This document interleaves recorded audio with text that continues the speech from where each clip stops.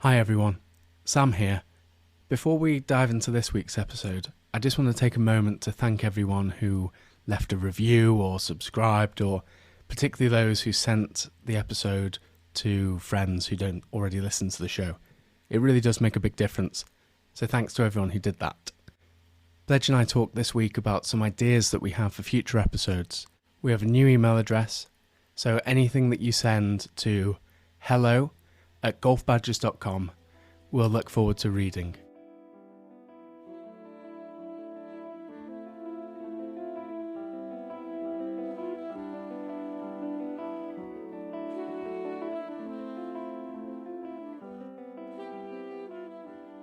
Good evening, everyone. We've not spoke for a while. We have been releasing some really nice guest podcasts recently, but this one is just us two, isn't it? It is. We thought we'd try a few different things, didn't we, Bledge? So we've got a new concept of podcast, and Bledge and I are going to be talking about where's Kate Middleton. No, we're not, are we? I think there are enough podcasts Jenny, about. that's kind of the hot topic in our house as well. Is Jenny's got a lot of. Actually, got a theory. Theories, yeah, I'm sure. And my deputy actually told me today that Dave Grohl killed Kurt Cobain. So really, I was absolutely horrified by that. Well, I asked him if he was a flat earther after coming out with nonsense like that. I think true crime podcast, Bledge, are where all the money is, but there are probably enough of them. So we'll just stick to. I commit enough crimes to greenkeeping. Well, that's what I keep reading online. You and I both, crimes to architecture, crimes to greenkeeping. So let's just stick in our little corner of the podcasting world. Yes. So thank you everyone for listening. My name's Sam Cooper, and if you are one of our more recent listeners, I am a golf course architect. I work with the firm of Clayton DeVries and Pont. And whilst you might not know me, you probably will know Bledge. So what's your background, Bledge? Just remind people.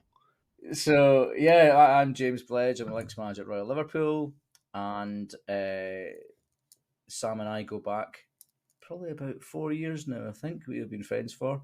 Probably, and yeah. 2 years professionally. And I think we're up almost into episode 30 of this podcast now. I think so. Maybe, yeah, I think so. So it's been going okay, but we just thought we would have a kind of a restock and see what people liked and what they didn't like, and we're going to talk about that a little bit more in the second half of this podcast. Is that right, Sam? That's absolutely correct. And just for the people who don't make it all the way through to the second half, I think that it is something that we'd really like to encourage you to do, is to actually, if you are able to spare the time to jot a little email or send us a message on social media, the kind of podcast that you like. Well, they can find you. What are you, James Bledge? At James Bledge on Twitter and Instagram. At James Bledge, yes, yeah. And I'm SD Cooper, SD_Cooper on the site formerly known as Twitter, and I'm Links from the Road on Instagram. But we also now, Bledge, very exciting development. After 2 and a bit years of doing the podcast, we have an email address. Do you know that? We have. I actually don't know. So people can now send an email to hello@golfbadgers.com. It's professional, isn't it? That's really good. So if you fire an email in and tell us what you like, tell us the kind of episodes that you've enjoyed so far. In the second half of this pod, we're going to talk about some ideas we have for other pods. So please do think of those. Think of what you've enjoyed, and let us know, because if you like it, we'll make some more of them. And if you don't like us, tell us that as well, because it's important that we bring stuff that does add a bit of value. And I think that's been the case, Bledge, with our recent guest pods, hasn't it? The ones that we've we've had some crackers recently. Yeah, and we've got two more coming up. Is that right? 2 more that we've already recorded to put out. But yeah, I mean, shout out to the Roberts brothers, which I really enjoyed doing, even though I was ridiculously hungover, same as Andy Ewens. They've been great fun to do. I think Andy had a a really serious story to tell. You know, it was really insightful. Well, I thought the One of the Andy kind of one most. especially. There was so many responses to that, weren't there? I don't know how many messages you Mhm. got, Bledge, but I got tons from Yeah, yeah, people it was very who popular. said they never thought that they would enjoy three blokes talking about heather, the plant, Hmm. for quite as long as we ended up chatting about it and how engrossed they got in the subject. Hmm. And I think that was definitely the case. That's what the podcast sort of allows us to do. It allows us to be very nerdy, and people who have never really thought of what goes into building or maintaining a golf course, but take it for granted maybe. I think we've encouraged a few people at least to think a little more deeply about the subject matter, and hopefully there'll be a few more people out there who also pick up the podcast and also get that degree of insight, because for those of us who work in the greenkeeping golf industry in general, I think that that's only a good thing. The more people who know the hard work that goes in behind the scenes, the better life can be for all of us as a result. So thank you for listening to those and for getting in touch. But we've got a few other things. It's not just the interviews between Bledge and I that we'll talk about in a minute. But before we do, Hmm. Bledge, We had sorry, I'm going to give a shout out actually to one of the biggest Badger fans that I often get a message about, and more recently, someone that listened to Adrian Mortram's one all the way through, having not a greenkeeper, one of our members, Chris Brand. oh Brandy, Yes, well, so he loved Adrian's one, which was pretty cool because it's not his forte at all, is it really? no, well, So that's but pretty I good. think there's crossover, isn't there, in people's lives? So Brandy's a surveyor, amongst other things, Hmm. building surveying, and I think that people probably recognise aspects of their own jobs and what they have to do within the various roles that go into golf. And if you are a Maybe he golfer, just likes penguins. I think that's probably just as much of the case. I think you're reading too much into it. I think it's got nothing to do with his job. It's just the fact that he's into penguins. Well, Maybe Chris, you could get in touch and let us know. there you go. Hello at golfbadges.com. You know where to find us. Yeah, that's the first one. Well, Good, good. So what have you been up to then, Sam? I've my busy period, Bledge, is slowly coming to an end, which is quite exciting. I've had a few projects, long writing projects, in the search over the winter, but perfect time to be doing it. When the nights are dark and it's raining outside, then you may as well be inside, mightn't you? And badgering Mm. away, and that's what I've been doing. So the book series is coming along, and I'm quite excited now because I think volume one is probably about just over a month away from actually hitting the shelves in Britain. So I'm really excited. Volume 1 of 18. Of 18, we'll probably be cancelled So before I 18, but we've I certainly got a read few. Volume 1 and 2 on the plane, Yes. So you read the and I Aquatrolls thought I thoroughly version enjoyed them. of it. Well, thank you. Hmm. Yeah. So So what's the difference between the Aquatrolls version and the one that's getting published now? this one you got to pay for. No, there's a bit more than that. They're completely different, actually. So this one, and so much work has gone into it. There's been about 10 different people between the publishers and on my side of things, sort of working on it, and editing the photographs properly, and So there's a lot more photographs in it than there are a few more the actual photographs, book. but this one has, we hope, all being well, illustrations, which Mm. sounds a little odd, but wait till you see them, Bledge. They are unbelievable. It looks so beautiful.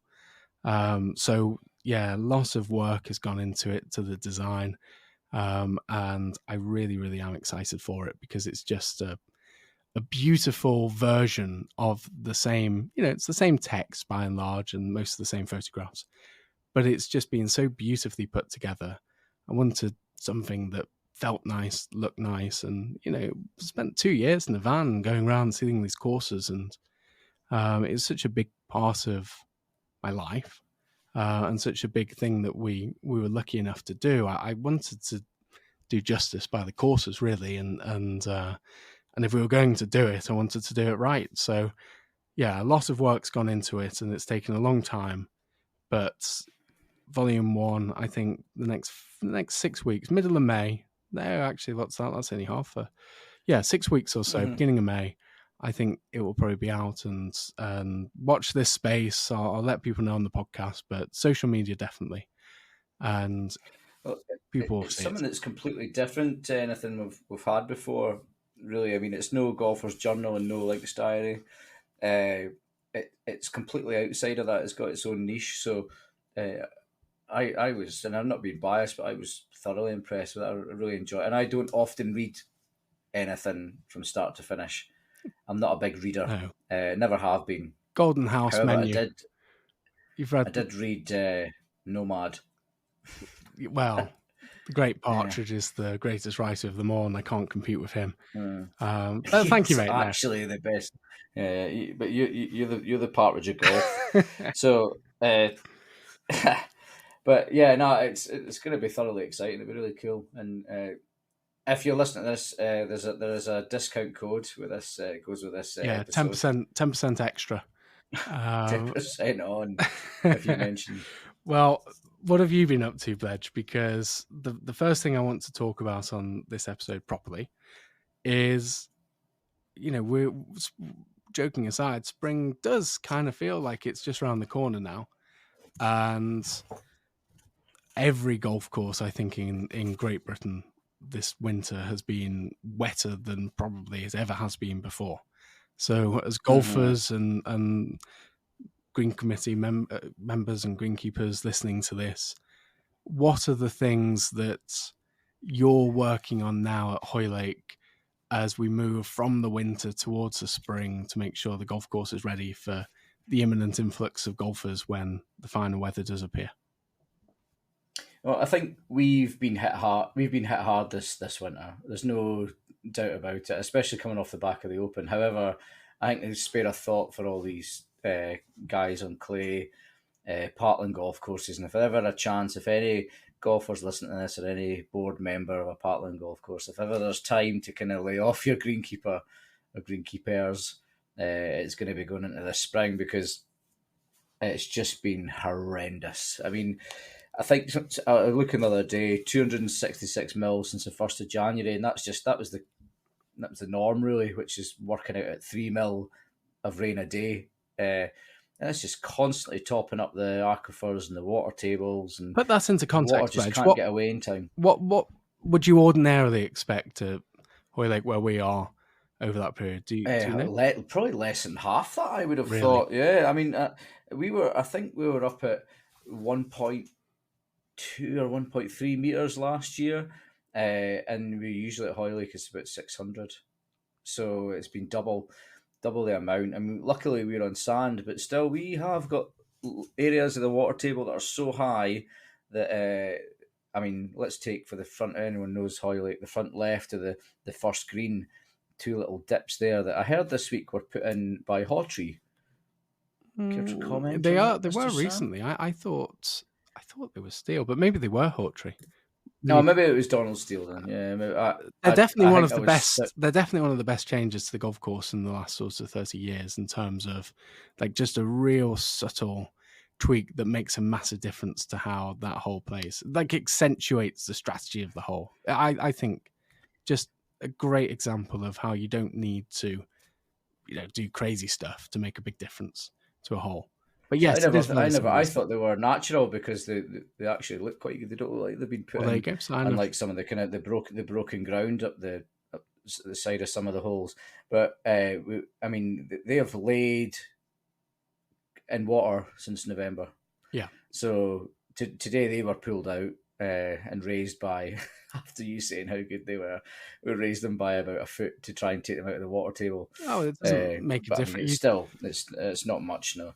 But you need that, Bledge, because from a player's perspective, the whole point, people who will probably know that hole, it's such a famous hole with playing 90 degrees around the practice ground, out of bounds all down the right.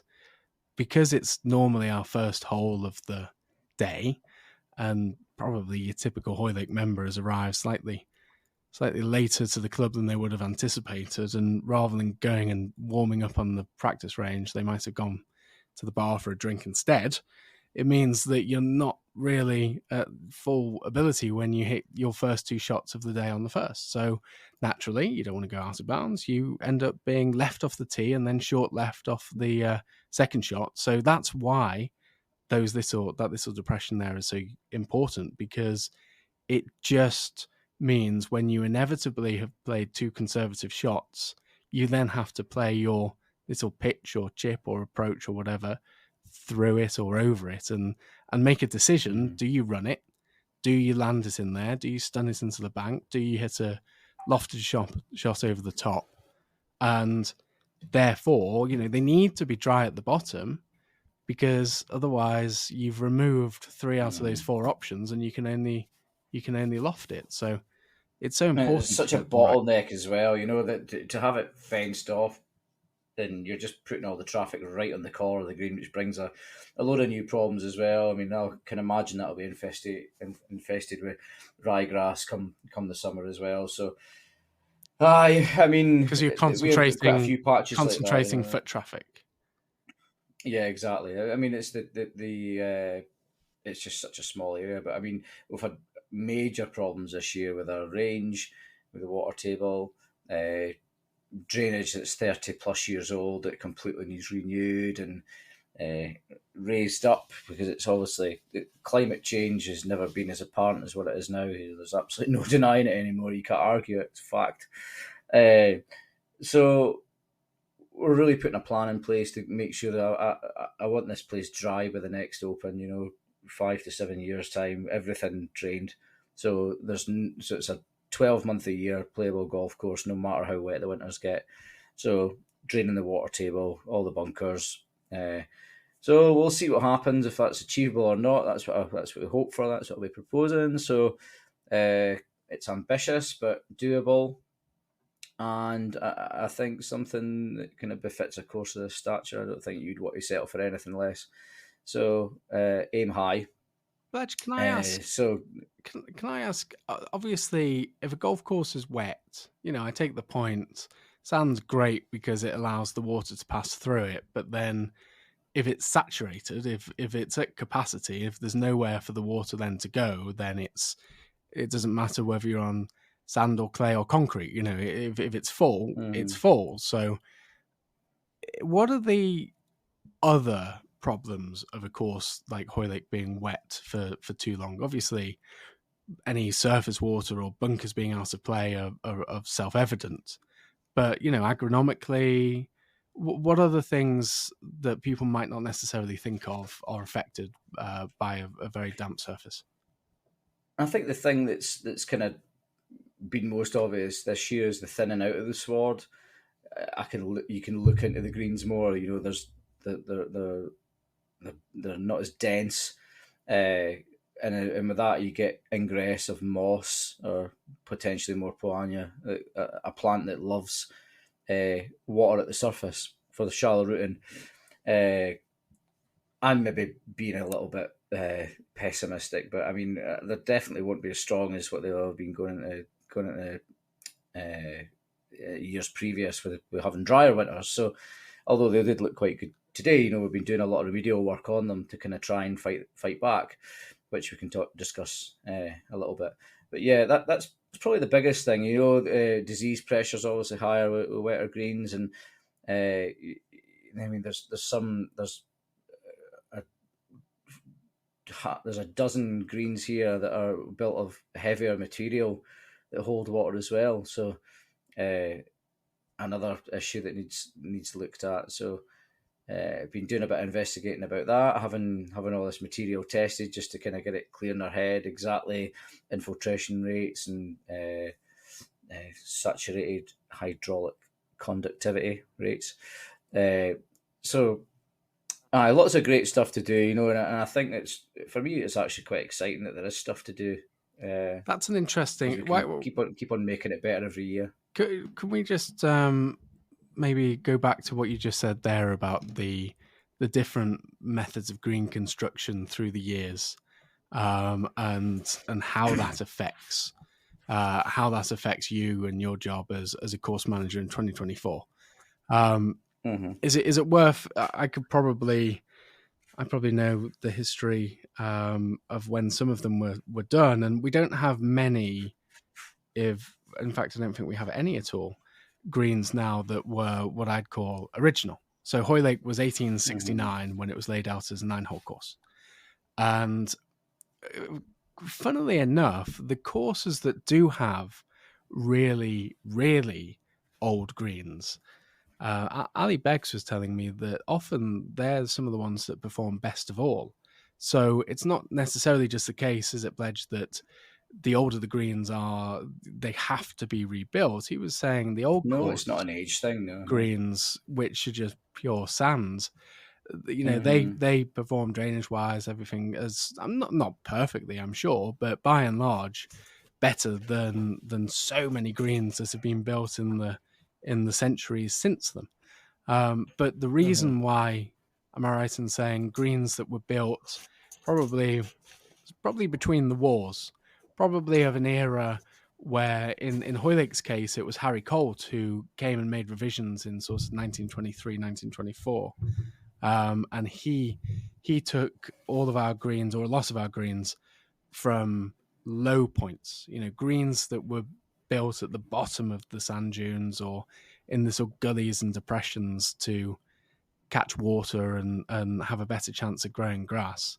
He sort of tried to build a green in a different way, which gave him more opportunity to build a green on top of a sand dune, which he did on the 8th hole at Hoylake, the Great Par 5, into the corner, or the 10th, which was actually, I don't think it was Colt, I think it was slightly before him, I think it was Hilton actually, but with the same principle. And then obviously the 11th and the 12th, those great holes that Colt worked on there. But Bledge, if you've been doing a bit of coring and stuff into the greens, what's the difference between one of those greens and the way you might look to build a green if you were building it from scratch nowadays? So if we start with the most recent ones, I mean, so if we're looking members routing 2, 5 and 15, the three recent ones are built on pure sand with a root zone mix. So the root zone mix would probably be like a 1 part compost, 3 parts sand. When I say compost, as in like a loamy, root zoney topsoil that stripped off the top, which is ideal. These perk really fast, 60, 70 mil an hour, which is pretty fast. I think USGA you want to spec get the water away. You want to get the water away as quickly as possible. I think USGA spec is like 140 or something like that, but someone can probably correct me on that because I honestly don't think that's right, but it won't be far off. But that's really coarse sand, that's stuff that's like you watch the American PGA Tour events where the green's completely flooded and then an hour later it's dry again and it's playable. That's like USGA spec and super high perk greens. I mean, ours with 60, and that's without the kind of thatch layer. That's just the sand itself. So you think that's 60 millimetres an hour, which you don't really get 60 millimetres an hour. So they're very good draining greens. And then we have the next bunch of greens, which would be like 17, 18, 3, 4, I think, something like that. Would that be right? It was in the 60s, but there's others. They still perform really well. Yeah. And so they've been built and they perform well. And then we have what we call the old greens, 7, 8, 9, that kind of run. And actually, myself and my first assistant, Chris Trimble, we took some hexi plugs out on this week and then put the hole changer in at 2 depths. And it's really nice for the top 150 mil. And then after that, 250 mil down to the 400 mil. 250 mil of, it's not clay. We kind of thought that these dew ponds were built with clay, but it's just a really, really heavy soil, really compacted heavy soil. And we kind of knew this from, I put an 8 mil tine on them about a month ago and they started snapping. all about Wow. 7-8 inches. Try to get them really deep. I says to the boys, let's get them really deep. Let's try and get down to, I've got my ruler here actually, which comes out with us. Let's try and get them down to 9 inches if we can. I mean, that's right down to the very bottom. And they all snapped. Really? So like, well, that makes me want to try something bigger and break through that. And that's telling me that it's super compacted. When you dig it out, you could see it was heavy and shiny. I'll send you some pictures. But so we went with a 13mm tine at the same depth, and we broke into that with no heave on it at all. So just straight in and straight out. But at the bottom of this 400 on the 8th green, especially 7th and 8th, straight into sand. So sand's obviously drainable. So and the 8th sits up quite high. So if it's the wettest green in the course, you know, it had to be cut 4 or 5 times in the open. Well, I think on the wet mornings. That's the point that I'm sort of keen to make here, Bledge, isn't it? That nowadays, if you're building a green, you want to build a surface that allows the water to drain as quickly as you need away. As you need, exactly. So not quickly as possible, quickly as you need, quickly as you want, because you want to still retain moisture and nutrient.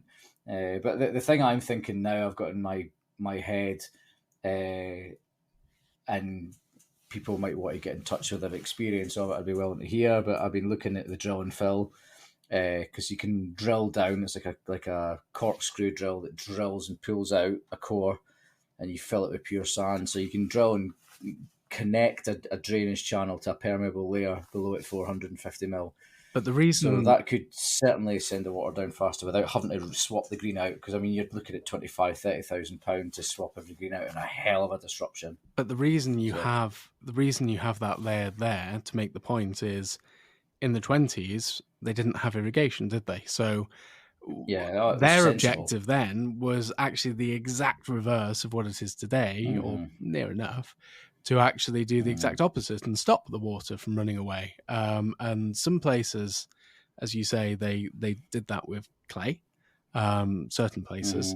But I think another popular method was lime, wasn't it? Like a rich mix of heavy, of basically soil. And I'm pretty sure Mackenzie used to write about putting a sort of lime mix down, like a potash sort of mix thing, which basically got the mix together. Keep talking. I've just remembered what's in the office here. You Hold found on, something. take my headphones off. They're just on a mission. If this ever does go out on video, I've got the bucket of truth here, Sam. So, audio description time. Bledge has come back with a big orange bucket, and he's pulled out what is it, Bledge? It's a core. This is the core, but just to kind of show you how heavy it is inside, how much it weighs. I mean, the bulk density of this must be huge. It looks like it's black. I mean, even pulling it apart. I mean, there are black things in it, you know. Even pulling it apart, it's so tight. Is it like grainy? Is it almost like coal or something? Well, no. It's not that black. No, I mean this is actually probably the better part of it, because the worst part we sent away to Charlotte European Turf Laboratories to test. I mean, see how it's sticking to my to my finger there, almost like clay. Clay would usually do that. You can mold it. Look, you're molding it. So yeah, it's a way to get tested just now, and we'll test it for particle size, particle shape, because I mean, the shape's a big thing as well. Because if you've got sand shape that interlocks, you know, it's not spherical or like rounded. It's angular and they lock together like a jigsaw, then you definitely don't get any water coming through. So yeah, it costs about 130 quid or something like that to get tested. It's worth every penny, because for me it's great ammunition. I really love to justify everything I do, and I've just done a massive report on it to take to the board. And I want to actually show them the data and show them the real life figures and say, look, the greens that drain well perk at 60 mil an hour. I would I'm going to guess these are about 7 or 8, if that, maybe even 5. I don't think water's getting through there at all.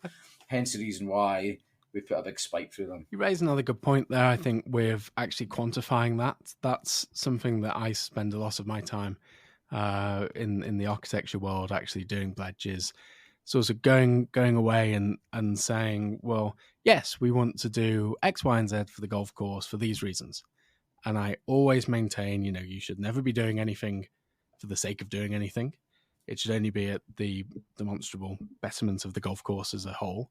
But also, I think that actually quantifying what you're maintaining at the moment and what you are maintaining in our proposed version. So often we're taking, as an example, bunkers away from courses. And we've talked about this a lot before, and we won't get into it here. But if you actually work out how much time you spend on X, Y, and Z, and then you look at the cost of fixing it, which gives you all of the improvements because you'll, as a golfer in the case of the green here, have a better putting surface, and wouldn't that be nice? But Bledge, I reckon if you were to go away and say how much extra work goes into, on an annual basis, maintaining that 8th green because you've got to micromanage it, well, that's going to slow you down, isn't it? That's going to take more time, more resource. If you actually work that out and quantify it, you could be able probably to put a numbers figure to it, saying, well, this is how much it will cost to fix it. There's this option, this option, this option. And this is my forecast on the quantifiable benefits of doing so. We'll get this much better in terms of playing conditions, but we'll also save X number of hours a week because we're not having to micromanage it and spend longer on it. And that adds up to X number of wages. So, this is what we can spend on fine tuning the rest of the golf course. Do you sort of look at it in that way? So, all the time. It's one of the biggest jobs on modern course managers, justification, whether it be exactly what you've talked about there or swapping a machine out, etc. So, I mean, for a club like this that has a lot of elite golf, big championships, obviously just done the Open, but every year we've pretty much got something on, then these guys got to tell the difference between the speed on the 8th green and the speed on the 5th. It'll be night and day. They're a foot faster. So we need to double cut that of a morning. We need to double roll it. And that obviously brings its own stresses as well because there's double the amount of turning, double the amount of passes. So it's not ideal. We live in an ideal world, and we can't click the fingers here and just financially kind of make everything happen. It doesn't work like that either. A lot of folk probably think it does, but it's not. It's far from it. In fact, there's a lot of things to pay for here. But yeah, I quite like that side of the job though. I like putting the reports together and justifying stuff. I was kind of brought up well at Royal Cinque Ports with James Leah doing stuff like that. Me and him would work a lot on reports, and we got what we wanted because you're presenting a bit of literature to an educated board or guys that receive these reports, whether it be in banking or medical or law, and that's the language you speak in. So it's, as opposed to going to them and saying, "Oh, we need to swap them greens out." They want to see the data. They want to see the proof. They want to see the proof from they just want to know why, companies such as ETL. Or they want to know why. Exactly, yeah. And I think this is. I have the same thing when we're doing our reports, and that could be for green committees or for memberships or whatever it may be. If I can't, hand on heart, stand up in front of a baying membership and say, if they were to say, why do you want to get rid of that bunker? Why do you want to move that green? Why do you want to do this, that, and the other? If I can't answer that question and say, well, the reason for it is this, or X, Y, and Z, and they say, well, how much does it cost? How much is this going to cost? How much disruption? If you haven't thought about all of those things, if you just waltz in and say, this is what you should change, and they say why, and you say, oh, well, because I think it's a good idea. Or the one I hate is because, I think it will frame the hole nicely, or it gives something to aim at. Well, that's bollocks. If anyone says that, then they should be strung up. There's a reason for doing things. And if you can't actually make that case clearly, then you probably shouldn't be suggesting it in the first place. That's something that I've Mm-hmm. always had drummed into me, and feel quite Mm-hmm. passionately You about. get torn to shreds. It's like Dragon's Den, isn't it? When the people that succeed at Dragon's Den know their stuff. If Big Deb's Meaden's on your board, or Simon Theopophitus, remember him? Theo Like, you Professor don't Roll. want to get torn to shreds of him about. Yeah, it's That's- about infiltration rates, but it's the same. You did a talk at my home club the other I week. did Can we Southerness. talk about that? Yeah, I think we can now. Uh, Uh, hmm. yeah, I've been wanting to talk about this for a while actually, because obviously it's a place I played a lot of my junior golf there. I'm a member again since moving back up here, which is great. I'm actually playing it on Saturday morning, are you lucky 7:30. boy? Well, Yeah, yeah. I've Let's not been talk a home since little. November, so Well, fair enough then. Let's talk a little bit about Southerness. So I first played Southerness. I can't remember when exactly in my tour it was. I'd like to say 2020, something like that. I played Silith on the other side of the Solway Firth years and years and years ago, because Silith is, one of the well, I think it's the most northerly links in England, just before you then cross over the border. And almost looking at it from the other side of the Solway Firth is Southerness. the better side. Well, you know what, Bledge? That's it's just my style of golf as well. I love Southerness. So the first time I I'm kind went of there, I'm more just kind of just referring to the whole Scotland England thing, but like, there's no, well, if anyone at South's listening, it when was just a when I joke. gave my talk at Southerness, I was able to say, you've got the best view in Scotland. Nowhere else can they look out over the water and have such a beautiful view of England. So I got a bit of a steak for that one.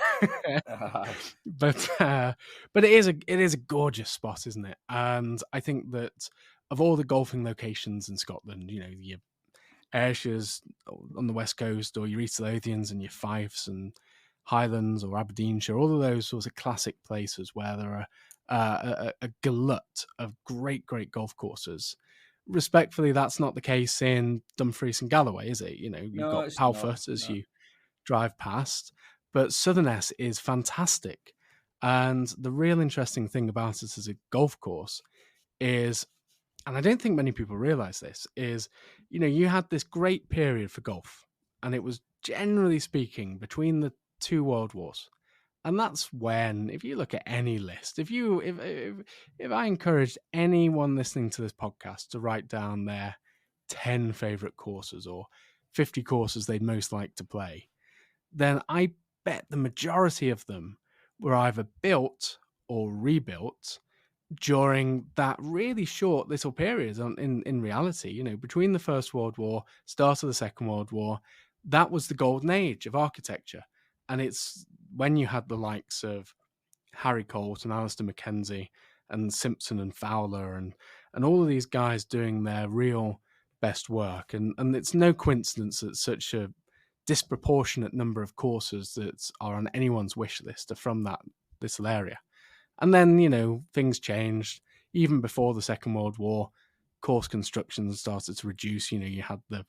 After the Roaring Twenties, you had the Great Depression, and then real slowdown in the 1930s, and then end of the 30s, you're into the Second World War, and then the country took a little while to recover after the Second World War, and then you end up in this sort of globalizing industrial world of when you get into the 50s and 60s, and then you think of the golf courses built in that era, and they were really American style courses influenced from everything that was going on in the world, and big machinery existed, and people had cars, and that the courses that were built were generally of an American style with a big name architect. And respectfully, some people will love those and say they're their favorite type of golf, but it's not my favorite type of golf. My favorite type of golf, unfortunately, stopped being built for a long time, because those strategic ideals were sort of yesterday's ideals for a while. Fortunately, that's not the case anymore at all, but it was for a long period. But the reason I said all of that is Southerness was a real anomaly, because it was built after the Second World War. I think it was 1947. However, it was built by an architect who was very, very much of that interwar period. A bloke called Philip Mackenzie Ross. And Mackenzie Ross, nothing to do with Alistair Mackenzie or Donald Ross, but Mackenzie Ross, he worked for many years as the foreman of Tom Simpson, my absolute favourite architect. And I'm pretty sure he worked on New Zealand Golf Club down near Woking and quite a few others of that ilk. And Mackenzie Ross, after the Second World War, sort of rebuilt the Ailsa course at Turnberry, because that had been taken over by the Air Force, of course. And he made big changes to Castletown on the Isle of Man. But he built Southerness from scratch, and it's magnificent. And it's not big tunes, and it's not flash, and it's not in your face, but it's bloody classy, and it's subtle, and it's an unbelievable, sort of rolling proper links ground. And we were invited to consult there as architects, and it was just such a real pleasure. But we felt the significance of the site acutely. You don't want to be coming in, as I said before, and making change for the sake of change. But like everywhere, it was designed for an era that no longer exists. We're not playing with the balls and the golf clubs of 1947. We're playing with spaceships on the end of a graphite shaft and a ball that goes 10%, 20% further than that. So it's crazy that the course wouldn't have changed, but that fortunately is the case. But it means then that those courses that were designed to, the bunkers were meant to be in the way of the longest hitters. Well, now the longest hitters hit straight over the top of them. And the shorter hitters, who were meant to have an easier route, well, they're now in all the bunkers that were put there for the best players. So, we in every course of that era, if you're going to re-examine it, you need to do it with, I think, through the eyes of the original architect. What was he trying to achieve? What was the idea? What was each hole? What questions were they trying to ask you? And how can you take those principles and apply them in a similar way, being respectful of their sort of their design ideals and their style? How can you do that in a modern way that's economical for the club to maintain and brings back the original design ideals? So that was the idea, and I presented those suggestions to the membership there probably 2 or 3 weeks ago now. So would you like to talk about the two biggest changes? The two you probably know what I'm thinking of. The controversial ones. I do know. So no, I wouldn't say for the most part. No, I think I wouldn't either. Actually, I'd say that slightly tongue in cheek, because any change to a routing, I think that I liken it to, if you're buying a house, the routing is the postcode. That's the thing you can't change easily. And if you want to change it, it's expensive. So we live on the Wirral. A good routing is like living in Caldy or Heswell or, on Pinfold Lane, bottom of Pinfold Lane. It's the road. It's the best road that you can afford. That's what the routing is. And it shouldn't be messed around with lightly. However, a lot of courses were designed to have holes along boundaries, and there'll be new houses built and gardens and new roads, and maybe they sold some land, and inevitably the passage of time means that perhaps the routing as it was no longer makes complete sense. So you got to reconsider it in a way that does respect the original ideals. The other side is, if the routing is the neighborhood, the individual elements of the whole, where the tiers, even where the greens are to a degree, but as soon as you start moving greens, you're really moving the routing. But certainly tees, because there's a great deal of elasticity in tees, are the easiest element of the whole to change, which is why most places have lengthened their courses by whacking the tees as far back as they can. Whether that's a good idea or not is a separate question in itself. But tees, bunkers, mowing lines, the trees and gorse bushes, if it's a links course, that those kind of things. That's like refurbishments. That's buying a house and getting an architect in to either give it a bit of elephant's breath on the wall and a new kitchen from B&Q, or you can, dare I say, do it properly.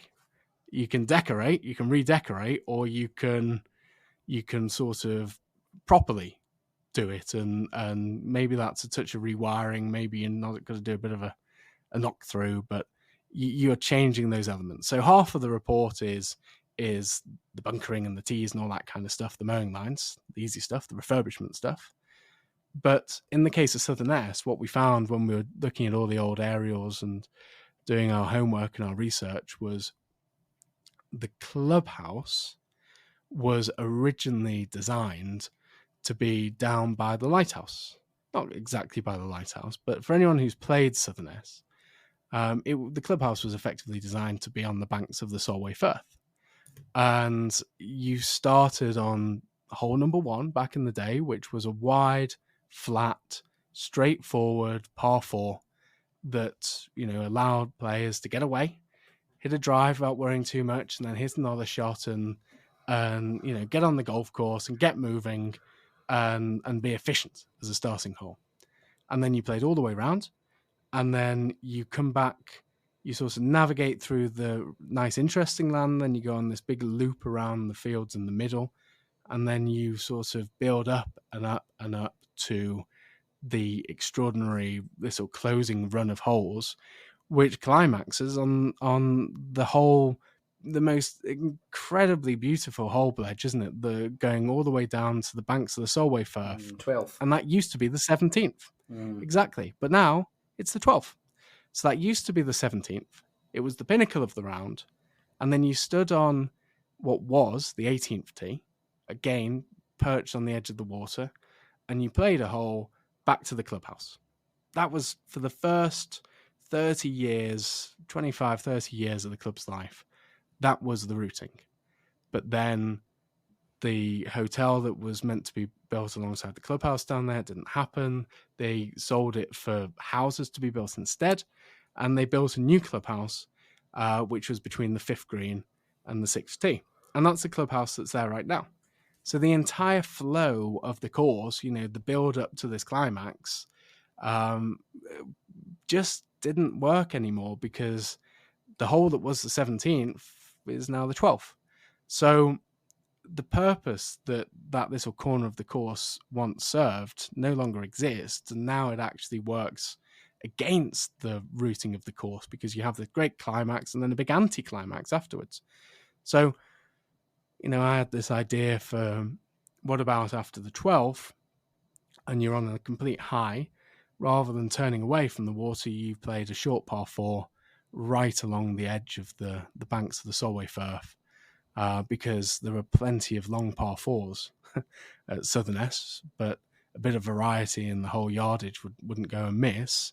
And that was a nice way, I thought, of making better use of the water, better use of the land, doing it in a way that didn't interfere with the Triple SI boundary, which runs variously around the site. So it's completely outside of any of that. And then not only do you have a short hole, but then you can have a long par 5, 3-shot par 5, because the par 5s there at the moment are all kind of quite short and all down prevailing wind. Yeah, they're more hittable, definitely. And I mean, having a drivable par 4, everyone loves that. Well, exactly. It's one of Clates always reminds me it's one of the few hole types that have got better because of the ball going further. The fact that a short par 4 is playable for more people, and people do like it. People like opportunities where something can go well, or if they don't get it right, something can, their mate who's tried to bite off more than he can chew can make a fool of himself. Because that's fun. That's why we play golf. It's the risk and reward and the enjoyment. Mm-hmm. So that was the idea, and it was we've got to get the final quotes in, and they're voting on it finally. But they voted on the night on the proposals in general, and it went pretty well. So I was pleased. I hope it goes through. Change is good, and I mean, I've seen the plans that you and Joe have knocked up. They're just world class. They look fantastic. And I can't wait to be a part of it as well and play them if they're made. Hopefully, fingers crossed. That kind of whole area holds a lot of fond memories for me. It's the first time I ever drove a car. Was in the Southerness beach as well, because you used to be able to. Was it? Could you drive You on? used to be able to drive from the lighthouse all the way around to the 12th green and right away along there.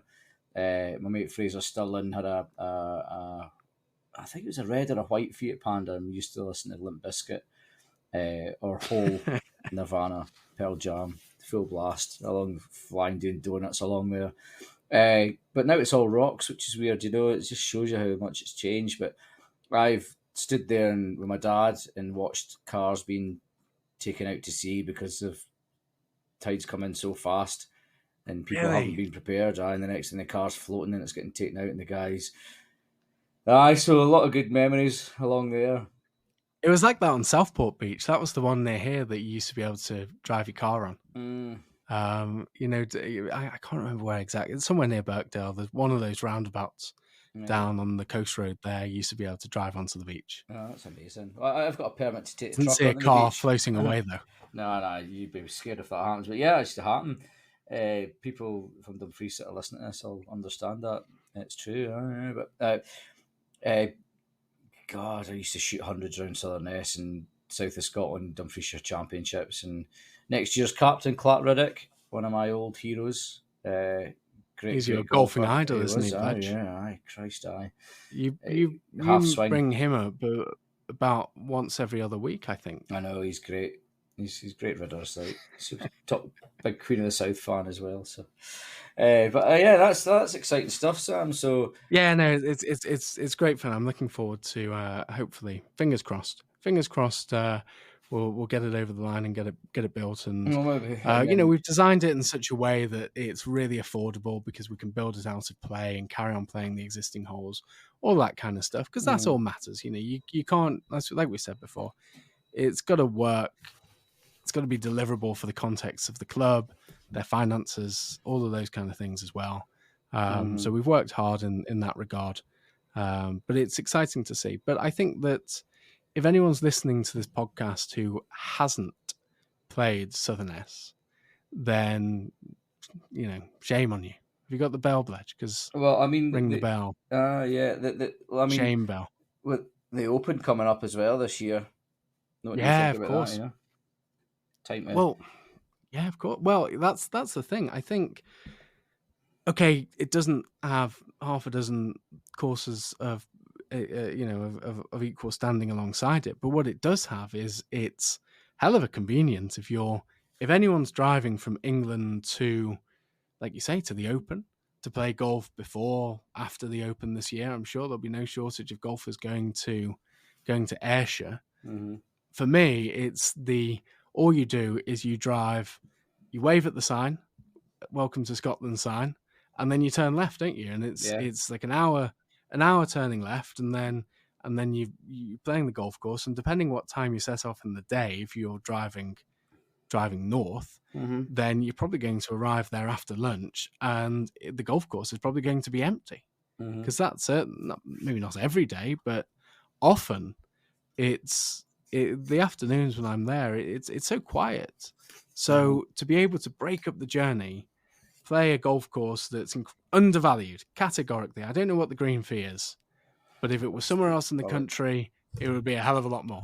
Well, it certainly will be a fraction of the price. Whilst we're still speaking, I can look that up, Sam, because I have my work computer in front of me.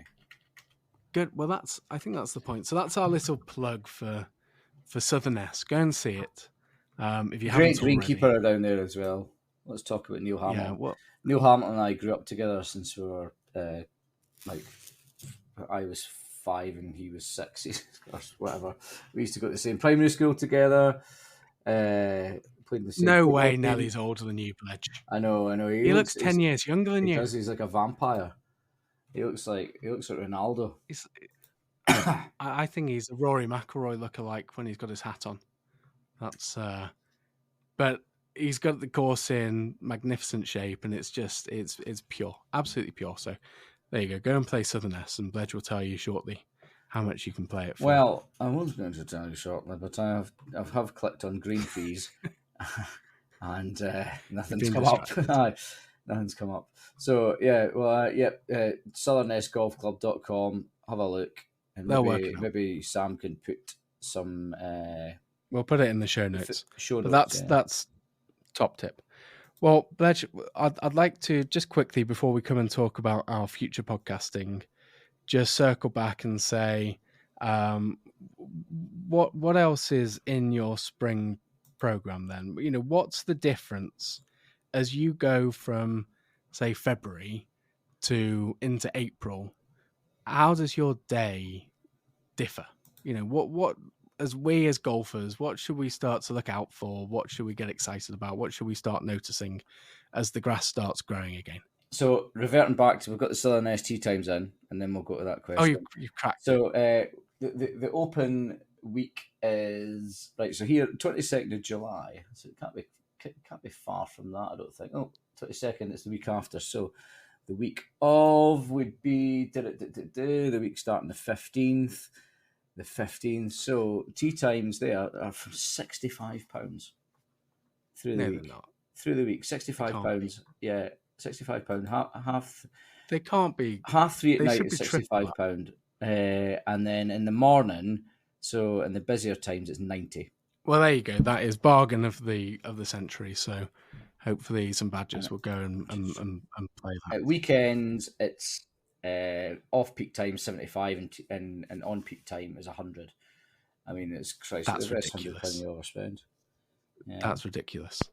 So okay. Well, yeah. Going back to your question, sorry. This time of year, we kind of touched on it earlier, especially the wet, and we probably digressed a little bit. But you'll find that a lot of greenkeepers will be coming off the winter with some dead turf, thin turf. The place will look barren. There'll be no leaves in the trees. There'll be scars from winter construction or possibly winter disease or autumn disease, because it's never grown back. No germination in divots. People taking divots all winter. They're still wanting to get out and play. There'll be eager golfers, especially Parkland courses and where they rope areas to keep you off the wettest parts, and then these other bits turn into a mud bath as well, and places where they can't do trolley bands or buggy bands, and there's mud everywhere. I mean, I do see some visitors turn up here from probably inland courses, and their golf shoes are white, golf shoes are brown, and they've got their waterproofs are all like a mud flap. So yeah, I think that's really difficult, and especially we all watched Scheffler's win last night at Sawgrass. I mean, that course is just incredible. It's perfection, and they all see that at this time of year. It's what they call Augusta syndrome. Never suffered it for myself, but I think there'll be a lot of courses out there, the greenkeepers I know that are complain about it. Their members just give them a hard time. And they actually, I said, Nick Dockett talked a little about it last night in commentary. He was talking and saying, well, it's all down to the fact that they've got probably about 200 people working there this week, and it's all weather. It's all weather related. We can all get our courses awesome. Now see some golf courses with 3-4 green staff and a shoestring budget that in the middle of July their courses are beautiful, and because the boys work so hard. But it's just all down to the weather. We ain't had that this year at all. So I can't see everyone's going to be really super happy with our courses opening this spring. The greenkeepers certainly won't be. We're all our worst critics, and our bit's nice. It's fine, but like we've had bunkers, we've had 20 bunkers that have had full of water all winter. All winter, and that devastates me.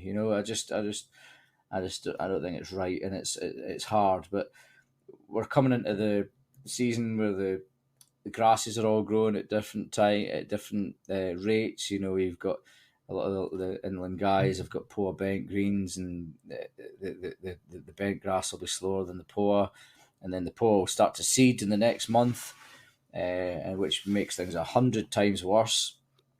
Absolutely, that's a question I wanted to ask you, Bledge. So, I think links golf in general, all golf, but perhaps it's for whatever reason, to my mind, maybe it's just because what I play the most of, it always seems a little more noticeable. Why in November, when when everything's dying, the leaves are falling off the trees, everything's colder on average, why often are greens sort of seem better in November than they do often in April? Like when things are warming and growing, and it always seems a little counterintuitive to me. Mm-hmm. So what's the rationale behind that kind of phenomenon, and how does that explain, and what should people sort of look out for to understand that better? Oh, I guess they've not had time to decline, have they? When it comes to November, they've been good all year. They've been well fed all year and healthy, and had and November there's still really good soil temperatures. There's still you could be up still 12, 13, 14 degree soil temperature in about November. Whereas coming into the spring, you've had relentless rain, you've had really short days, so high rainfall, really really low evapotranspiration, low sunlight, cloudiness. I mean, I think this is a big thing. It's like grasses. It's like humans, isn't it? I mean, we thrive and we feel happier when we see a bit of sunlight. But whenever it's cloudy and it's dank, as my mum says, dark and damp, God, it makes your bones ache, doesn't it? And the grass will just be treated the exact same way. It'll be coming out of the winter just totally hacked off with life, and this is exactly it. It's just super strong going into November. And I guess they wake up at different yeah, species wake up at different rates, and even different subspecies, different types of fescue wake up at different times, and we can use our certain types of fescue in our cultivars and our spring overseeding mix that could potentially in the year after come to life a little bit sooner. So yeah, it's a fine art. But it's a plea to the golfers about being a bit patient, at this time of year, because it's hard on the greenkeepers as well, and things ain't getting any easier for us. More and more chemicals are getting banned. Water restrictions are getting tighter. Machinery is getting more expensive. It's harder to get staff. Anything else, it's just daily. I feel like having a mental breakdown. Well, we'll touch on all those points, I think, in upcoming episodes, because they're all incredibly important. But the other one that you just mentioned there was soil temperature. I think that's something that probably a lot of people, when you say it, they're like, yeah, of course, that makes sense. But probably instinctively don't think about it. You can go outside and go, oh, it feels warmer today. Oh, the temperature in the car on the way down to the club said it was, like I said, it's 15 in the car today. But I guess just because the air is one temperature doesn't mean that the soil has warmed up yet. So we measure the soil the temperature sort of magic bucket, number? We measure the temperature of the bucket. There you go. So in my office just now, it's 29 degrees because we put the radiator on. Bloody hell. I know. Sweltering. Yeah, the soil's the same. Shock. So it would be, I mean, if I was to run outside, it would probably be, I don't know, 10 degrees probably. I think it's not doing too bad just now because the grass is actually starting to grow here. Well, that's the point, I suppose, isn't it? Like water, like the oceans. So, where we are, we're surrounded by water on three sides, which means, water, whilst it might seem cold in winter, it's actually keeping us warmer than most places that don't have it, because it has such a high latent heat capacity and it takes so much energy for it to change at all. I'm guessing the same is true of the soil, Bledge. The deeper down you go, if you've got deeper rooted, finer grasses, the kind of grasses that you want coming to life, your fescues and what have you, if they've got deeper roots, then I'm guessing it takes longer for the soil at that deeper level to actually reach the temperature that means the whole plant is full systems go. Is there any truth in that? A lot warmer further down. That's the reason now why when you're burying like irrigation pipes that we go deep enough so then they don't get frozen. But I made a faux pas there, Sam. I had the cover on the end of the soil thermometer, so it's actually only 19 degrees in my office, and it's not 29. And Well, the the soil is treasurer at also Hoylake will thank 18. you for that. I know. Yeah. So yeah, but I've never really kind of done any kind of studies about like the correlation of temperature further down with fescue routing or anything. But I dare say some crazy American will have done at routers or whatever. But yeah, I mean I don't think soil temperature What shouldn't be a temperatures problem does this grass year to start get things growing going. then? Oh God. What temperatures does grass start growing Right, then? so Like, is for it germination on a fescue, you're pretty much looking for double figures. I think we'll have double figures in ours now. We sowed the greens out 2 weeks ago, so any time now, I think we've had decent soil temperatures. We should start to see them pop in the next week. I think they're probably a week slower than that, so we might get 3 weeks worth.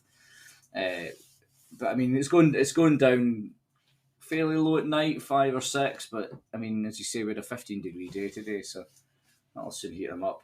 Bent grass takes a little bit more, but I don't know the exact number off the top of my head. I have a feeling it's something like 13 or 14 or 15 or something like that, but I'm not 100% sure. Someone can call me out on that.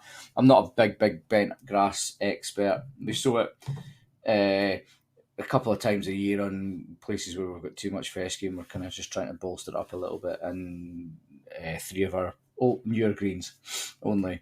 But certainly a lot of greenkeepers, and myself included, have had a lot of success in what we call cold seeding. So sowing out greens when it's the middle of winter, knowing fine well it won't pop. It just sits there until it wants to pop in start of April. So, aye, There we go. it's Well, it's all exciting. It's coming soon, and no shortage of work for you in the meantime, I should imagine. I've been But should busy. we round off Bledge by telling the listeners what we're thinking with some upcoming podcasts, Go and for it. reminding them to email in hello@golfbadgers.com and actually give us some feedback on what they'd like to hear. Well, Well, we've got okay. about Well, 4 different things, haven't we, that we're kind of looking at, 4 or 5. So, yeah. So we still want to do our interviews. You know, we've got some great interviews already recorded. We've got some great people that we want to speak to. Still going to do them. However, it's certainly easier for us, and I think a lot of people have said they quite like when we just talk rubbish at each other like we have this evening. So we were thinking, well, how can we do a little more of that, but bring some structure, bring some interest, so it's not utterly mind-numbingly boring for everyone out there. And we've been thinking of the feedback that people have told us, you know, text us, emailed us, whatever, message us on social media. And I think there was one where we had a bit of an argument. We had a bit of a debate on something. I can't remember what it was, but people seemed to like it, Bledge. So that was something that we thought that we could, you know, talk about a little more. We could a few debates, you know, links versus parkland, architecture or maintenance, you know, which is the most important, that kind of thing, and anything else that you guys might want to hear our perspectives on, whether that's us arguing the obvious side of the debate or the opposite one. And I argue why maintenance is more important than architecture, and Bledge, you could argue why architecture is more important than maintenance. You know, we could. that'd be fun. Well, yeah, I'd have to really think about that one. Aye. But you know, I think that those You kind of get paid things are more being something an that we thought. architect. That's why it's more important. Do you heck? I've seen My the room car that you isn't 19 drive. degrees. My room isn't 19 degrees, Bledge. I need to put my jumper on. Another thing that we thought is, look, many of you listening know way more about greenkeeping than I do, and probably way more about architecture and everything else as well. The thing that I've loved most about doing this podcast with you, Bledge, is the amount that I've been able to learn. And I know that there are other people who might be on a green committee, might not work in the industry, but might aspire to work in the industry, might think about changing careers, all the rest of it. And they like listening because, like me, they've learned something. So I thought that, okay, if you're an expert, maybe you're not going to be interested in this style of podcast, but a beginner's guide, an idiot's guide to whatever it may be. I think questions that you've always wanted to know the answer of, or always know the answer to, but you've been too scared to ask the question. I'd imagine, Bledge, there are plenty of people out there who have a passing interest, or maybe even an increasing interest in all of this subject matter, but they're too worried to actually ask, how do you build a bunker? How do you build a green? What are the different types of grasses? What's the difference between fescue and bent and rye? Why do you put sand on greens and fairways in your case at great regularity? Why do you cut down the rough over the winter? Why do I want to make fairways wider? Why do I want to put bunkers in certain places from an architecture perspective? What's the difference between strategic design and penal design? What's the difference between Harry Colton and Pete Dye? All of these things that perhaps many of our listeners will take for granted and they'll well and truly already know the answer to. But maybe there'll be people out there who want to fire in a question and say, look, I've always wanted to know X, whatever it is. It could be no even stupid questions. Super, super technical. It could be something about nitrogen sources or irrigation maintenance or something like that. And like, I don't always have all the answers, and you probably don't as well. So we've also got a bunch of proper experts as well that can guest and help out with this. Well, that's brings us on to the next one I've written down here, which is our Q&A style things. And whilst when I say beginner's guides, I think that's more of a stuff that we can talk on. I'd like now, rather than people with just a starting interest in the subject, but proper experts out there, proper people working in the industry. If you're a greenkeeper, if you're a head greenkeeper, if you're a member of a team, if you're a contractor, whatever you may be, if you've got a proper question, a specific question, a technical question about greenkeeping, about architecture, maybe you're a course manager at a club that would love to employ a consulting agronomist or a consulting architect, but realistically you don't have the budget, don't have the don't have the time in the day to actually get round to that, whatever it may be. But you've got a question that you think maybe we could answer, or if it's not us, then we've actually, behind the scenes, Bledge, haven't we? We've been working away on making some big name signings. So we've employed some Badger Cubs, haven't we? We've employed some proper Badger experts, and we are paying them absolutely nothing. Yeah. But they've all agreed to do it. So I'm excited to say that if you have questions on agronomy, well, we've got news for you. We've got one of the best agronomists in the country who's going to be giving up a bit of his time to answer those questions. And if you've got questions on irrigation, maybe you've got a problem with your pressure, you've got a problem with something, you've got to change something, add something to a system, you want to put back-to-back sprinklers around your greens, and you're not sure whether your system is up to scratch. Whatever it may be, we've got the man for you. And likewise, he's agreed very generously to come in every so often, as often as the questions that we have in our inbox demand of them, to come in and ask the questions. And the point that I'd love to make on this front is, if you're sat there with a question that you don't really know who to ask, and you can't just pick up the phone to whoever it may be, well, the chances are there's someone else out there who's in exactly the same boat as you, with exactly the same question, with exactly the same problem. And if you actually fire your question in, then it was not just yourself who hopefully will be able to help out by doing so. It's half a dozen other people who might have the question that they haven't gotten round to asking answered for them. So that's a big one that I'm really, really excited about, Bledge. Mm-hmm. Our sorts of technical Q&As. Gardener's question, Badger's question time. Mm-hmm. Um, Get them sent so in. We can start as of the next few weeks anyway, if need be. as soon as you want, we will. If you just put in your subject line question, then we will make sure that we review them all, read them all. So email them, please. And again, that's hello@golfbadgers.com. Please do send them in. So that's the other one. And then we also thought, didn't we, Bledge, that we could have some fun pods as well, every so Mm-hmm. often. People want to know what's in your bag, Bledge. People want to know What's in the shed? What's in the bag? what's in Yep. the shed. Yeah. And our head to heads. Well, that came about with my insomnia when I can't get to sleep at nights.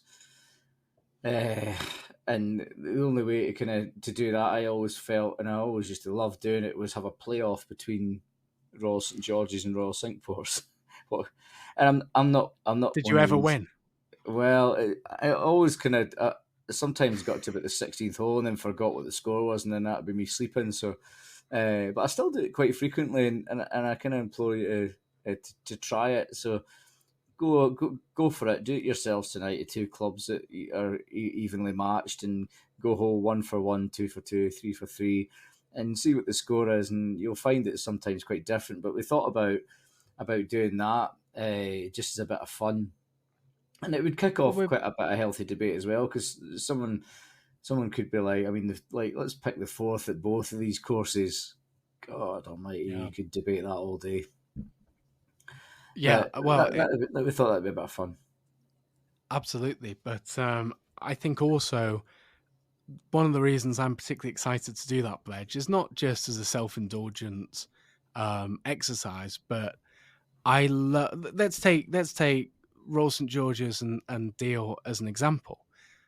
I know, but only because I know you so well, a lot of the things that you did at Deal that maybe a lot of people hadn't quite realised. And in terms of mowing lines and in terms of routing traffic around the course, like take for example, off the top of my head, the 16th, the mowing line left of the 16th on the par five Mm-hmm. there. To me, okay, tell me why you like it and why you did that with your course manager hat on, and describe it for the people that don't know what we're talking about. So it was, if you missed it left on that green, there was another tee, a green tee right beside it. So it was quite dangerous. This is how it came about. We really wanted, myself and Liam Brown, the Greens chairman at the time. Liam was fantastic and had a great eye for these things as well.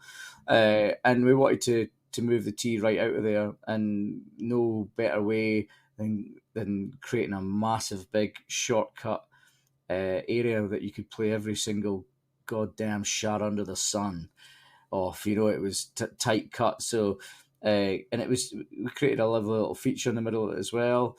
But I just think it was so well shaped, and it actually kind of started to change a lot of other ideas at the place. I love to open places up and create flow and stuff, and that was But the reason. I guess from a maintenance perspective, from your side of things, Bledge, that also would have helped spread foot traffic out and Yeah, so it was huge. Yeah, but yeah. reduce wear patterns and all the It's one rest of of the it. most But photographed places in the course now. I well, quite often see if people posting pictures of it. if I offered sort of my perspective on it with the architecture hat on, I see all of those things.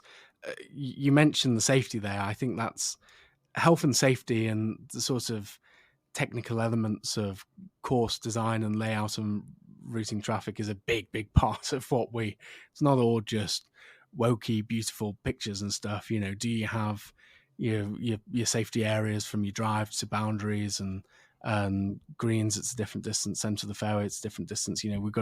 We have a real duty of care in that regard, and there's a big part of that can't be taken lightly. So as good a reason as any if you were to make a change like that. But the thing that I love most about that is it's a greenkeeping change, isn't it? It's a decision to cut that left hand side of the 16th green as short grass, and that is a conscious decision on your part to do that rather than have it as long, thick rough, which a different greenkeeper might have opted for. But from an architecture point of view, it completely transforms the hole, because that's a par 5. It's a par 5 that is really a great 3-shot par 5. And, if the wind's against and it's a long hole, it's great fun on that 16th hole because you've hit a drive, and okay, if you've hit a really good one and the wind's not so hard and it's downwind, maybe you can go for the green and 2. But if you're playing it as a 3-shot hole because you're slightly out of position or the wind's against or whatever, you make a decision on that second shot whether you go down the wider right-hand side and have a blind pitch up the slope, or can you get it down the higher left-hand side that you added in, didn't you, Bledge? You grew in and have a sighted, visible pitch shot from equal grade across to the green. So it's a beautiful sort of conundrum that's set. But the reason why I think that greenkeeping choice really inspires the architecture of the hole is the players who are in position to go for the green and 2. It completely makes that shot, because it's always, unless maybe you're George Donahue or something, it's always going to be really right at the edge of your range, isn't it, Bledge? It's a long par 5 to get up in 2 shots anyway. So if you're going for it in 2, with the road quite close to the right hand side and some gnarly rough to the right hand side if you miss that green right, the juxtaposition between, oh Christ, I don't want to miss it right, and, well, hang on a minute, now that Bledge and Liam have started cutting it shorter down the left-hand side, all of a sudden, I'd rather miss left than miss right. So what happens? Well, most players now, rather than aim for the middle of the green, if they've pulled their 3-wood, they'll probably aim, Bledge, I'd say, for the left-hand side of the green, because that is the safe side to miss it on. But by doing so, if you're a really good player, and realistically it's the really good players who are going for that green in 2, the really good players now, you've actually encouraged them to not even aim for the green. You've actually encouraged them to miss the green by making it easier over there. And whilst it's easier in that you'll find your ball, it's not easy to get up and down from there, is it? Because as you say, not on a left it's cut pin beautifully as well. shaped. There's so many. I mean, the left pins up there are just the scorecard records, because you're just tonking it miles through. Or you try and get cute with it and it ends up coming back down the slope. But we did the same at 17 as well. But the kind of whole point is, this is the things we can debate against what 16 holes better and stuff. And come up with a grand score. Just as long, I'll tell you right now, I shall not be doing Hoylake. I'm not losing a job over this. You can do Wallasey. I'll take Hoylake. But I think well, there you go. There's one that we can debate, because the 16th green, that beautiful par 3, absolutely gorgeous par 3 at Royal St George's that cost what's his face, the who was it? Was it Thomas Bjorn? Thomas Bjorn bunker, yeah, he left it in. Well, I think that's an interesting example, actually, Bledge, because I sat behind that green in the big grandstand in the Open in 2021, was it? I can't even remember when that was rescheduled to. Darren Clark. No, the recent one that. No, sorry. Yeah. But yeah, sorry, it was Darren Clark who won that in 2003. Anyway, but the interesting thing there is, because you created that asymmetry on 16 at Deal with a disastrous miss on the right-hand side and a 50% up and down at best on the left-hand side, I think that you encourage people to miss the green. Whereas I sat behind the 16th green at Royal St George's and I watched every single group who came through hit their shots to the exact middle of the green. And I went there on different days, and there were different pin positions, and you could have put a beach towel and laid it down in the middle of the 16th green, and with no wind, I reckon 80% of that's probably a ridiculous claim. But anyway, the vast, vast, vast majority of all shots ended up right in the middle, because the players' intent, where they're looking to aim their shot, because it's sort of so risky all the way around that green, they actually don't aim to miss the green, as in the case of the 16th at Deal, because you're giving them an easy side and a hard side. If every side is the hard side, they just aim for the middle, and they back themselves to hole a 12-foot putt. Whether the pin is right, they've got a 12-footer from the middle of the green to the right towards Beyond's bunker. If it's left, they're going the other way. If it's forward, whatever it is. So I think that it's a good example of how actually making one side of a hole slightly easier and not having thick rough in the case of your hole there, but having short grass, actually makes the hole harder, because you're encouraging people to miss the green. So it makes it a lot better in many respects. I think aesthetically, playability, everything. Yeah, especially being a match play golf course. But we'll debate this in short form. 1 minute debate, 1 minute to speak each per hole. Might be a nice little episode. But yeah, is that our last idea? Well, I think so. I think there's a couple of others that didn't quite make the cutting room floor, and we've gone on now long enough. But if anyone else, likewise, has any further ideas, anything else that they think we should throw into the mix, then email that in too. But we really, really want to carry on doing this podcast, because so many of you have said how you've enjoyed it, and we're always a bit surprised and very grateful, aren't we, Bledge? So anyone who has any ideas or thoughts on those suggestions, please do get in touch, because we'd love to hear from you. Excellent. Well, we'll look forward to, we'll release this episode, and then they'll be followed by a few guests, and then we'll get stand by for some different episodes on your way soon. So Absolutely. Everyone have a good week, and look forward to your golf courses opening in the spring. Absolutely. Try not Don't to expect too much. There we go. Well, thanks, Bledge. Thank you, looking forward to seeing you soon, and take care. Cool. Good night.